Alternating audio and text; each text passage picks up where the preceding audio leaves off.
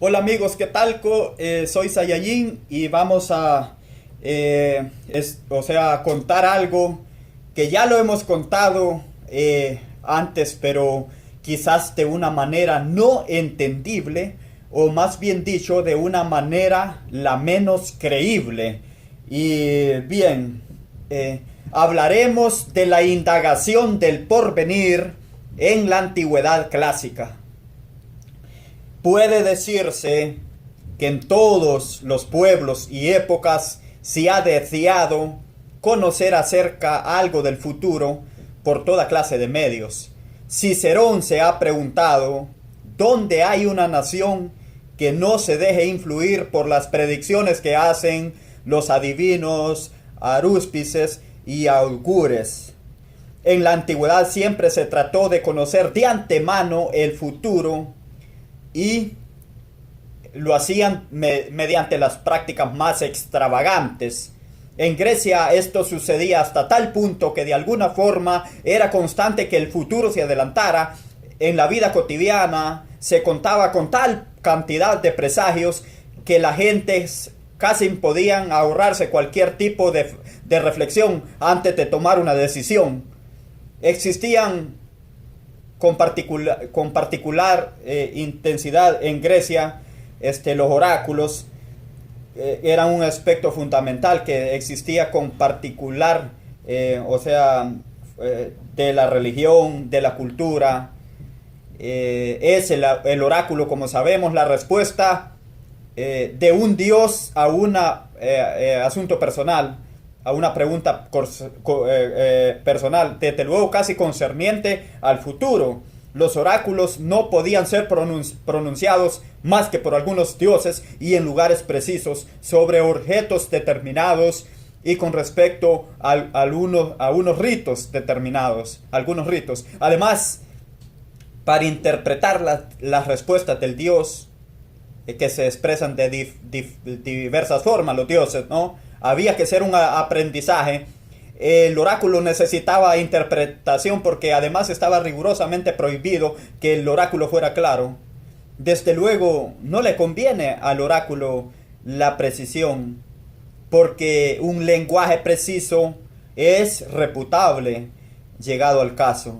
En cambio, el lenguaje impreciso hace que siempre parezca que el oráculo ha acertado. Un gran imperio caerá, pero no sabemos si el tuyo o el mío, no sabemos si el grande o el pequeño, no sabemos si el de Gran Bretaña o el de Alejandría.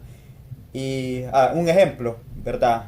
Y los principales oráculos eran los del mundo griego, el oráculo de Delfos en Grecia, el de Vínima en de la costa del Asia Menor, que también era Grecia en aquel entonces, el oráculo de Gogona, el de Olimpia, bueno, muchos oráculos. Cada vez que había incluso problemas de estado, se consultaba al oráculo en la antigüedad clásica. También los fenómenos celestes, truenos, rayos, eclipses, se consideraron siempre como mensajes de los dioses y presagios para decir verdades y circunstancias.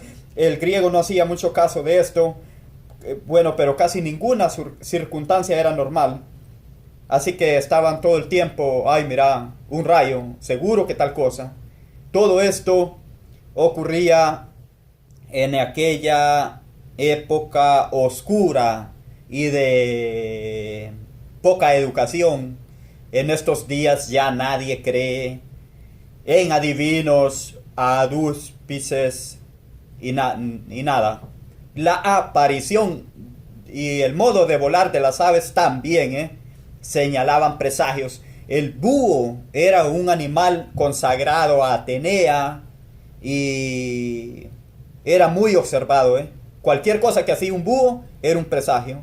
Agatocles había emprendido una campaña contra Libia y había llevado consigo una bandada de búhos.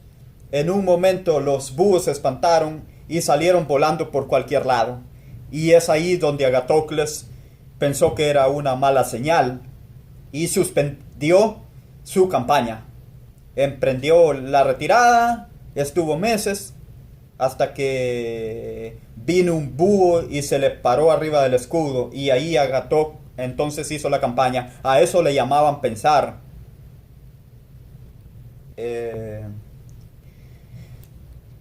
vamos a decir que a veces se recurría a los espejos de agua o las fuentes, y en Patras había una escalinata que llegaba a un lugar donde los enfermos se miraban y conocían la suerte que les esperaban, o que les esperaba. Bueno, decían, mira, parece que Marco Servio vio reflejar su cara en una fuente de agua y se vio pálido y enfermizo. Y chao. O sea, no crean que se murió, estaba saludando a una persona aquí en Twitter. El mero esternudo, por ejemplo, era algo ominoso. Entre los griegos era signo, gracias salud, de futuras y terribles tormentas. Parece que una vez estaba por zarpar la flota griega y un marinero esternudó y chao. El piloto se negó a zarpar. Todos los marineros se negaron. Y tuvieron que esperar que viniera una tormenta, pasar esa tormenta y después recién arrancar. Bueno, ese es un presagio, pero es una cualquier cosa. En algún momento la tormenta va a venir. ¿Cuántas personas lo esperan? ¿Cuánto lo esperan? Pero va a venir inmediatamente después del estornudo. No comprenden, o sea, la energía son todas cosas, todas estas cosas son de la New Age, de la nueva edad, pues, de la New Age. Los sueños, desde luego. Los griegos espiaban los sueños y toda clase de resoluciones se debían a la interpretación. Ahora, si aplicaba el siguiente principio, aún en el caso que la realidad enviara sueños reveladores, lo único que esto significaba esto era el conocimiento de lo que había de suceder, o de lo que había de venir, no su determinación. No es que el Dios, el que soñaba, conocía lo que iba a ocurrir, pero no podía hacer que ocurriera. Claro, solo sabía hacia el futuro. Después todo lo demás, decían los griegos, formaba parte de lo que llamaban la corriente general de la fatalidad, un verdadero pensamiento científico. Yo puedo adivinar el futuro, pero no manipularlo. Eso forma parte de la corriente general de la fatalidad. Parece un partido político. Corriente general de la fatalidad, lista 47 de Saiyajin. Bien. No solo los dioses eran los que aparecían en los sueños, ¿no?, del que dormía, sino también divinidades inferiores, demonios, en fin, todas esas cosas.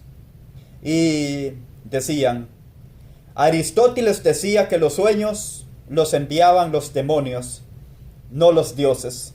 Y mira lo que decía Aristóteles, que cuando quería era bastante sonso. Decía, si los enviara un dios, dice, podría soñarse también durante el día, y los sueños los podían recibir solo los sabios, no cualquiera. Ah, mira vos, eso lo decía Aristóteles y le llamaban pensamiento. Era curioso que en las mentes soñadoras, cuando recibían el mensaje de un dios, lo que veían era la estatua. Soñaban con la estatua porque había llegado a una forma de atracción que cuando pensaban en Zeus, pensaban en la estatua del Zeus olímpico, no en el muchacho joven que seguramente era Zeus. Un muchacho joven, muy peludo, con barba, poderoso de brazos, pero era un tipo, no era una estatua. Sin embargo, los que soñaban que un dios le había hecho una revelación, la estatua. Es como una hora cuando sueña, ponerle que con George Bush, pero ¿quién sueña con George Bush? O que sueño que con la estatua, póngale, de George Bush o W. Bush. Supóngase que usted quiere dictar una ley y entonces dice, para convencer a los tipos de la Cámara de Diputados, dice, bueno, se me pareció la estatua de George Bush en sueños y me dijo que entregáramos todas las empresas a los extranjeros. ¿Y qué más te va a decir? Sí, para ver si algunos diputados abandonan el poder. Pero, bien, y póngale que era la estatua de George Bush. Y bien, es verdad que es difícil imaginarse, perdón, la estatua de Bush, pero George W. Bush sí, que ese es otro, está W. Bush y está George Bush. Bueno, o la de Saddam Hussein, póngale. Saddam Hussein es difícil imaginárselo, pero todo el mundo sabe cómo era Saddam. Pero no quise nombrar esa como le dijera, o sea, de primer lugar, o sea, de preferencia.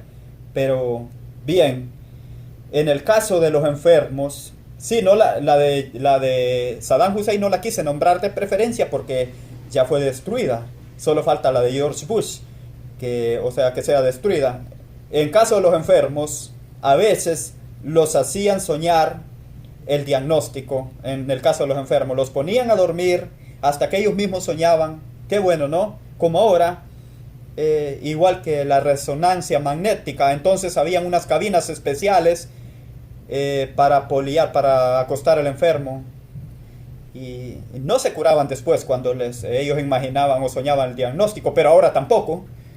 Y bueno, dicen que cuando Alejandro de Macedonia se hallaba en peligro de muerte en Babilonia, varios de sus generales y gente de confianza durmieron e intentaron soñar para saber si era conveniente llevar al rey a un templo sagrado o a un hospital para que se curara, o llevarlo a Alejandría o dejarlo allí en Babilonia en el palacio. Parece que todos soñaron que lo mejor era permanecer en aquel palacio y no llevarlo a Alejandría o a la ciudad de Alejandría o a algún hospital o algún centro de curación, y así se lo hicieron entender a Alejandro de Macedonio.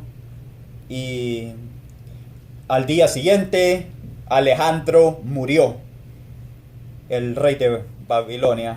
Con el tiempo, en la Hélade en Grecia, la interpretación de sueños se convirtió en negocio. No lo puedo creer.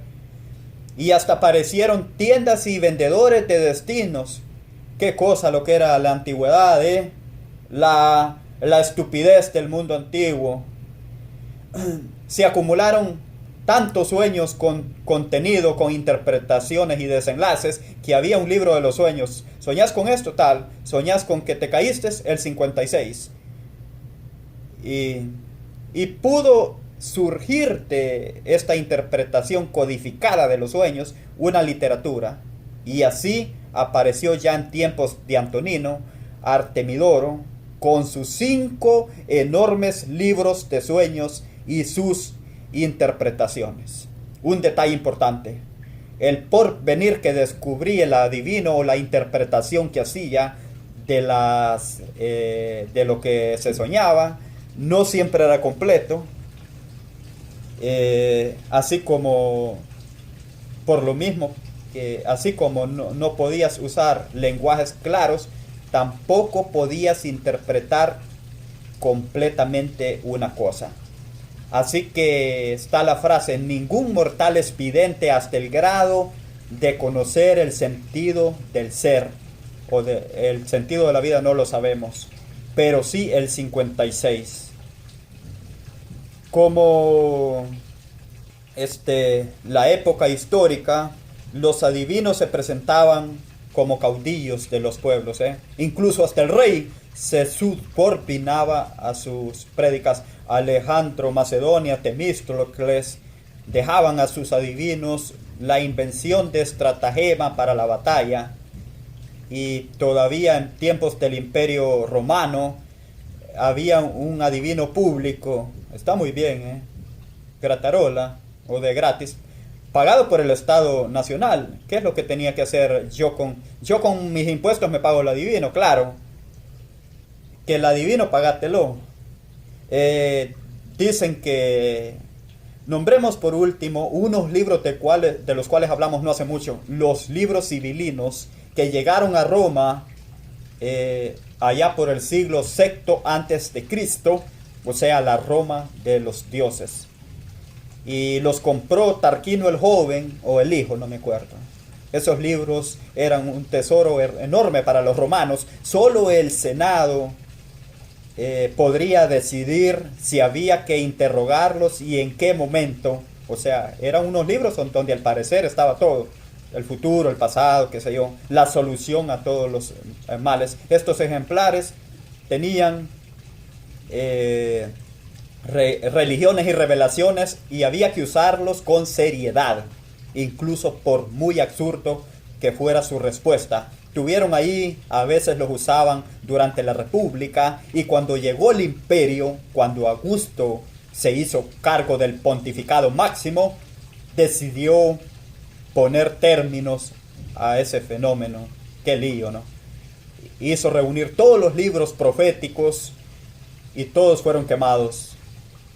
Algunos dicen que esos libros civilinos se salvaron y que permanecen en 2 arcas doradas debajo del templo de Apolo Paratelo, qué sé yo. Parece gracioso cómo los compró Tarquino. Vino la Sibila, tenía 9 libros y le dijo: te vendo estos 9 libros donde están todas las respuestas, toda la sabiduría humana y divina está aquí, y te cobro tanto, le dijo, y le ofreció por un precio enorme. Y Tarquino dijo no. Se los ofreció por un precio enorme, pero él le ofreció la mitad, perdón. Él dijo que no, pero dijo que sí le ofrecía la mitad, y el otro esperó la respuesta, y la Sibila le dijo que también que no. Y entonces Tarquino después se arrepintió, o sea, después se arrepintió de no haberlos comprado y se regresó a comprarlos. Pero la Sibila ya había quemado 6 de los 9 y le ofreció 3, pero por el doble del precio que le había ofrecido los 9. Y Tarquino los pagó. O sea, así proceden los reyes. Y se quedó con los 3 que después otro tipo quemó. Augusto los quemó. Así que nunca hacemos ningún negocio. Esto es todo lo que quería decir acerca de la interpretación. O sea, en el futuro está el cumplimiento o el incumplimiento de nuestra propia esperanza. Todos los que deseamos algo, y si algunos de nosotros, para algunos de nosotros vivir es desear, estamos calculando qué posibilidad tenemos de que alguno de nuestros deseos se cumplan. A eso le llamamos esperanza. Y para eso para eso consultaban los griegos al oráculo, para ver si sus esperanzas tenían alguna posibilidad. En ese sentido, Enrique Santos Ricécolo compuso un tango que se llama Esperanza. En ese sentido, o en otro, no sé, pero a mí me parece que era en ese sentido en que Discépolo, solo por cumplir con su promesa discipoliana, no cumplió con otras cosas. Muchísimas gracias. Hasta aquí llegamos y fantástico, nos tenemos que despedir. Hasta la próxima, chao.